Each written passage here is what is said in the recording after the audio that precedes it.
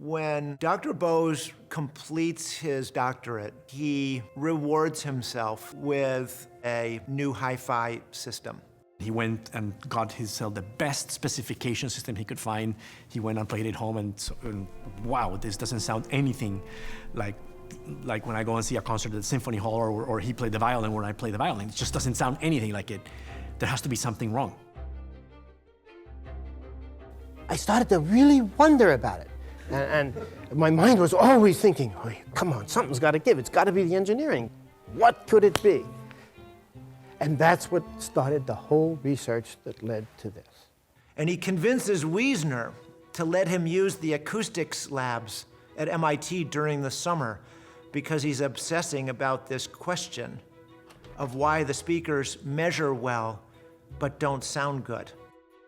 And he worked at that for some time. He talks about being in an anechoic chamber, room without echoes, fiberglass all over the place, and lying on the floor and measuring a speaker and holding a microphone. He realized that specifications could not tell you how a loudspeaker sounded. I had a number of inventions at MIT, and the faculty decides, or the administration decides, what they're going to do with faculty inventions. I had patents in electronics, in nonlinear systems, and in acoustics. And so these were given to me, and I tried to license them. One day, the professor that was senior to me in the Research Laboratory of Electronics, Professor Y.W. Lee,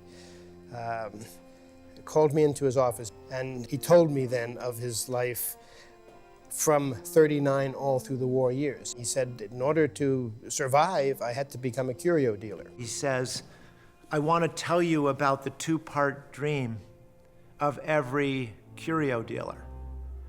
And he said the first part of the dream is that in the course of your work, you'll come across something of extraordinary value. The second part of the dream is to recognize its value and not let it slip through your fingers. And then he looks at Dr. Bose and he says, that's all I have to tell you today.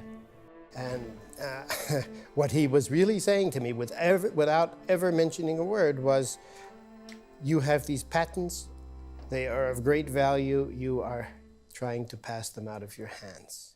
Dr. Bose came up to me one day and said, so why don't you come to work for my company? I said, what company? What are you talking about? And he said, well, I don't have a company now, but I'm thinking of starting one. And so he invited me to become the first employee of the company. And that's how Bose Corporation began.